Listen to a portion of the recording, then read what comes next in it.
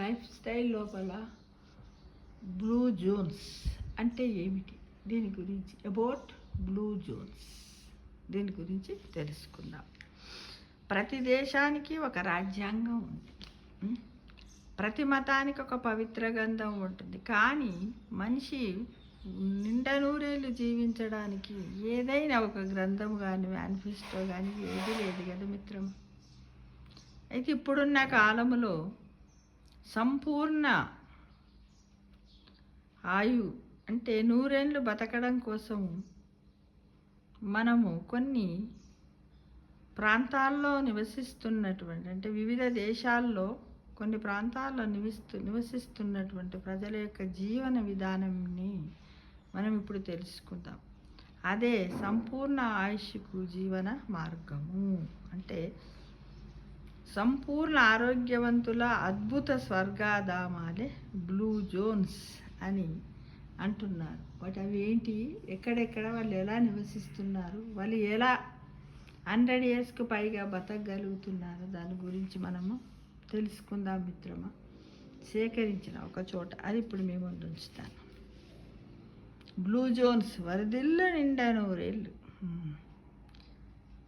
స్వామి, ఐశ్వర్యము ఆరోగ్యము రెండింటిలో ఏది గొప్పది? ఒక ముక్కలో తేల్చి చెప్పండి అడిగాడు ఒక భక్తుడు. ఒక ఏమడిగాడు ఒక స్వామీజీని, స్వామీజీ ఆరోగ్యము ఐశ్వర్యం అంటే సంపద, ఆరోగ్యం అంటే ఎక్కువ కాలం జీవించడము, ఎలాంటి ఇటి బాధలు ఆరోగ్య శరీర బాధలు లేకుండా జీవించడం, వీటిలలో ఏది గొప్పది అని అడిగాడట ఒక భక్తుడు. నువ్వు అడిగిన ప్రశ్న కొత్తది ఏమి కాదు నాయన, మన పూర్వీకులు ఎప్పుడో తేల్చారు, మనమే మర్చిపోయామన్నాడు స్వామి. ఎలా? ఆ సత్యమేంటో మీ నోటి నుండే వినాలనుంది స్వామి అని మళ్ళీ అడిగాడు భక్తుడు. నువ్వు అడిగిన ప్రశ్నకు జవాబు మీ అందరికీ తెలిసిందే, జీవితంలో ఒక్కసారైనా ఖచ్చితంగా వినే ఉంటారు అంటూ స్వామీజీలా ఉపదేశించాడు. ఏమని? మన పెద్దలు తమ కంటే చిన్నవాళ్ళను ఆయురారోగ్య ఐశ్వర్య ప్రాప్తిరస్తు అని దీవిస్తారు కదా. అదే నీ ప్రశ్నకు జవాబు. అందులో ఆయుర్ అంటే ఆయుష్, ఆరోగ్య అంటే ఎలాంటి రోగాలు లేకుండా, మూడోది ఐశ్వర్య అనగా సంపద అని చెప్పాడు స్వామీజీ. చెప్పాడు ఆరోగ్యం ఉంటే పేదరికాన్ని భరించైనా సంతోషంగా బతకొచ్చు, అదే అనారోగ్యం వస్తే ధనికులైనా నరకం అనుభవించాల్సిందేనని అర్థమైంది భక్తునికి. అంతే కదా. ఇప్పుడు పేదవాడైనప్పటికీ ఆరోగ్యం ఉంటే ఎక్కడన్నా కష్టం చేసుకుంటాడు, ఆ పూట మందము తినడానికి, తనకు నిత్యావసర వస్తువులకు కావలసినటువంటి ధనాన్ని సంపాదించుకోడు. ధనవంతుడు నిజంగా అనారోగ్యం పాలైతే మందులు తింటాడు తప్ప అతనికి మనశ్శాంతి సంతోషం అనేటివి ఉండవు. మనం పనిచేస్తూ మనమే సంపాదించుకుంటే మనకెంత సంతోషంగా ఉంటుంది కదా. అయితే ఆరోగ్యం ఉంటే పేదరికాన్నైనా భరించి సంతోషంగా బతకొచ్చు, అదే అనారోగ్యం వస్తే ధనికులైన నరకం అనుభవించాల్సిందే అనేదానికి ఇది ఉదాహరణ. అయితే ప్రపంచమంతటా ఇప్పుడు ఇవే ప్రశ్నలు జరుగుతుంది. ఏంటిది? చాలామంది ఆరోగ్యంగా ఉండడం కోసం, ఫిట్నెస్ కోసము యోగా బెటరా, జిమ్ బెటరా, మనము ఓల్డేజ్ని ఎలా జయించాలి, దీర్ఘ ఆయుష్ని ఎలా పొందాలి, మనకు వచ్చినటువంటి షుగర్ను ఎలా కట్టడి చేస్తే ఎలాంటి డైట్ తీసుకోవాలి, ఇలాంటి ఏంటిది హార్ట్ అటాకులు కానీ బీపీలు కానీ ఇలాంటి వాటికి నేను ఎలాంటి తినాలి అని, వ్యాధులకు నేను ఎలా తగ్గించుకోవాలి, ఎలా కళ్ళం వేసుకోవాలి, ఈ సమతుల ఆహారానికి ఒక చార్ట్ ఇవ్వండి అని ఇలా చాలామంది డాక్టర్లతోనూ యోగాభ్యాసం చేస్తున్నటువంటి గురువులతోనూ ఋషులతోనూ, అవే కాకుండా మన గూగుల్లోనూ యూట్యూబుల్లోనూ చాలామంది సెర్చ్ చేస్తూ ఎంతోమంది నిపుణులను అడుగుతూ వారి నిండా నీరేళ్ళు జీవించాలనేది ఒక సంకల్పంగా పెట్టుకున్నటువంటి పరిస్థితుల్లో ఒక మనిషి నిండా నీరు జీవించడం సాధ్యమా? ఎప్పటికీ ఇదొక శేష ప్రశ్నగానే మిగిలిపోతుంది. కాబట్టి దీన్ని మనము ఏంటిది, దీనిలో నిగూఢ రహస్యాన్ని ఛేదించేందుకు నేటికి కూడా అనేకమైనటువంటి అన్వేషణలు జరుగుతూనే ఉన్నాయి మిత్రమా. అయితే ఏదో ఒక చోట చిన్న చిన్న దీవుల్లో ప్రజల యొక్క ఆరోగ్య రహస్యాన్ని ఎప్పుడో కనిపెట్టారట. వారు అనుసరిస్తున్నటువంటి ఆదర్శ ఆరోగ్య జీవన విధానమే దానికి సరి అయిన సమాధానం అని ఈ మధ్య కాలంలో జీవితకాలం బ్రతికి దీర్ఘాయుష్మంతులుగా ఉండి రికార్డులోకి ఎక్కిన వారు ఎవరైతే ఉన్నారో ఆ సంపూర్ణ ఆరోగ్యవంతుల అద్భుత స్వర్గాధామాన్ని బ్లూ జోన్స్ అని అంటున్నారు. అయితే ఎవరు వెలుగులోకి తెచ్చాడు అంటే జపాన్లోని ఒకినావా, అంటే చుట్టూ సముద్రము మధ్యలో దీవుల సమూహం. ఏ ఇంట్లో చూసినా వృద్ధులే తోట పని చేస్తూనో చేపలు పడుతూనో ఇంట్లో శుభ్రం చేస్తూనో చాలా చురుగ్గా కనపడతారట. అక్కడ 60 నుంచి 90 ఏళ్ల పైచిలుకు వయసున్న పెద్దలే ఉన్నారట. నేషనల్ జియోగ్రఫిక్ ఛానల్ తరపున ఆ ప్రాంతం గురించి ఒక కార్యక్రమాన్ని రూపొందించడానికి వెళ్ళాడట. ఎవరు? డాన్ బ్యూటర్. ఆయన సీనియర్ పార్టికేడ్. 100 ఏళ్ళు బతికిన వృద్ధులు కూడా కనిపించారట అక్కడ. అప్పుడు ఆ టీవీ బృందం అంతా ఆశ్చర్యపోయిందంటే, ఎక్కడ చూడు 100 ఏళ్ళు మనమేమి ఎక్కడనో ఒక చోట 100 మందిలో ఒకరు బతికానని అంటాము, కొద్దివే 100 ఏళ్ళు ఉండడం ఎవరంటారు. ఇలా ఉంటుంది. వీళ్ళకి ఎలా అని ఏం చేశారట, అత్యధిక ఆయుర్ధ్యానం కలిగిన ఒకినవియన్లపై మరిన్ని కార్యక్రమాలను రూపొందించి ప్రచారం చేశారట. ఆకలిగొన్న ప్రపంచానికి పరమాన్నంలా అనిపించేట కార్యక్రమాలన్నీ కూడా అట్లానే ఉంటాయి కదా. ఏ దేశాల్లో ఎక్కువ కాలం జీవించిన ప్రజలు ఉన్నారని అన్వేషణ చేస్తూ వాళ్ళు ఏం చేశారట, ఈ బృందం అంతా టీవీ బృందం జపాన్లోని ఒకినావా, గ్రీసులోని ఇకారియా, కాలిఫోర్నియాలోని లోమాలిండా, కోస్టారికాలోని నికోయా, ఇటలీలోని స్టాటియాలను గుర్తించారు. ఇవన్నీ సముద్ర తీర ప్రాంతాలు కావడంతో బ్లూ జోన్స్ అనే పేరు పెట్టాడు బ్యూటర్నర్. ఇక్కడి ప్రజల జీవన విధానంపై 25 ఏళ్ల పాటు 25 సంవత్సరాలు పరిశోధన చేసి అధ్యయనాలు చేసి పుస్తకాలు ప్రసంగాలు ఇవన్నీ చేసి ఇప్పుడు మన ముందు ఉంచాడు. మరి అది ఏంటి, ఏమేం ప్రయోగాలు చేశాడు, ఎలా చేశాడు, మనం ఇప్పుడు తెలుసుకుందాం మిత్రమా. ఈ తొలిసారి మాత్రం పరిచయం చేసే ప్రపంచానికి బ్లూ జోన్స్ గురించి తొలిసారి పరిచయం చేసినటువంటి డాన్ బ్యూటర్నర్ ప్రముఖ పాత్రికేయుడు ఒక ఆంగ్ల పత్రిక ఇచ్చిన ఇంటర్వ్యూలో వీటి గురించి చెప్పాడు. అన్ని చోట్లకు పోయాడు, బతికి ఉన్న వాళ్ళ గణాంకాల ద్వారా తెలుసుకున్నాడు. ఇవన్నీ కూడా ప్రపంచ ఆరోగ్య సంస్థ చేసిన అధ్యయనాన్ని ఒకటి చదివాను. రోగాలు లేకుండా ఎక్కువ కాలం జీవించిన ప్రజలు జపాన్లోని ఒకినావాలో ఉన్నట్టు తెలుసుకున్నాడట. ఆ రహస్యాలు ఏమిటి అంటే, వాళ్ళు ముందుగా ఆర్థిక శాస్త్రాన్ని అత్యధిక జీవిత కాలంలోని రహస్యం ఏమిటి, ముందుగా ఆర్థిక శాస్త్రాన్ని అర్థం చేసుకోవాలి, ప్రత్యేకించి బిహేవియరల్ ఎకనామిక్స్ గురించి చెప్పాలి. మనందరి జీవితాలను ప్రభావితం చేస్తున్న ఆధునిక ప్రపంచంలో ఒక చిన్న ఔషధ గుళిక వేసుకుంటేనో, ఒక సప్లిమెంట్ వాడితేనో, ఇక చెప్పాలంటే సూపర్ ఫుడ్ తింటేనో, జిమ్మికెళ్ళి వ్యాయామం చేస్తేనే ఎక్కువ కాలం బతుకుతామని ఉత్పత్తిదారులు మనకు భ్రమ కలిగిస్తున్నారు.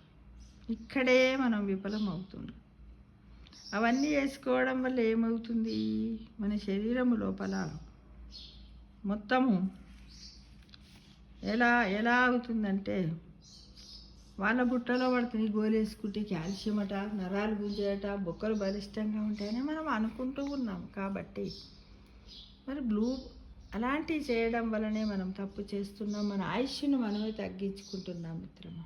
అయితే బ్లూ జోన్స్ వాసులు ఏం తింటున్నారంటే, ఆయా ప్రాంతంలో సహజంగా దొరికే ఆకుకూరలు, కూరగాయలు, గింజలతో పాటు వృక్ష సంబంధ ప్రోటీన్లను మాత్రమే తీసుకుంటారట. వాళ్ళు బీన్స్, రైసు, చిలకడ దుంపలు, చేపలు ఆహారంలో భాగంగా చేసుకొని వాళ్ళు తింటూ ఉంటారట. తిన్నంత మందం కూడా వాళ్ళు ఏంటిది అన్ని పనులు వాళ్ళే చేసుకుంటారట. అయితే 80 ఏళ్ళ కిందటనట ఇన్ఫెక్షన్లు, కలరా, మలేరియా, డయేరియా, న్యూమోనియా వంటి ప్రపంచాన్ని పీడించేవట. ఈ వ్యాధుల్లో కొన్ని లక్షల మంది మరణించారట. కానీ ఈ బ్లూ జోన్స్లో మాత్రం ఆ స్థాయిలో మరణాలు సంభవించలేదని కూడా వీళ్ళ అన్వేషణలో తేలిందనమాట.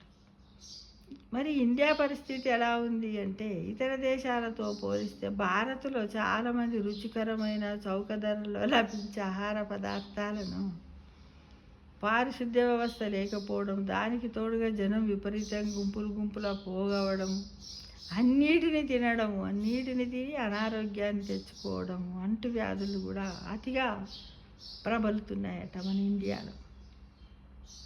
మరి ఇలా సింగపూర్లో కూడా ఆయు ప్రమాణం బాగానే ఉందంట. బ్లూ జోన్కు దగ్గరగా ఉన్న దేశం. ఇక్కడ అపరిశుభ్రతకు తాగుండదట. ప్రభుత్వ వైద్య ఆరోగ్యాలపై దృష్టి పెడుతుందంట. భవిష్యత్తులో బ్లూ జోన్స్ పదిలమేనా అని అడుగుతున్నారు. ఇంకో 20 ఏళ్లలో ఇవన్నీ మాయమైపోవడం ఖాయమేమో అంటున్నారు. ఎందుకంటే అక్కడ కూడా కార్ల దిగుమతి బాగా పెరిగిందట. అంటే స్వచ్ఛమైన గాలిని కాలుష్యమైనటువంటి గాలిగా మారుతుంది. కాబట్టి అదే తొలి శత్రువు కారు అవుతుంది. అంటే వాహనాల సంఖ్య పెరిగితే బ్లూ జోన్స్ భావన కూడా తగ్గిపోతుంది కదా.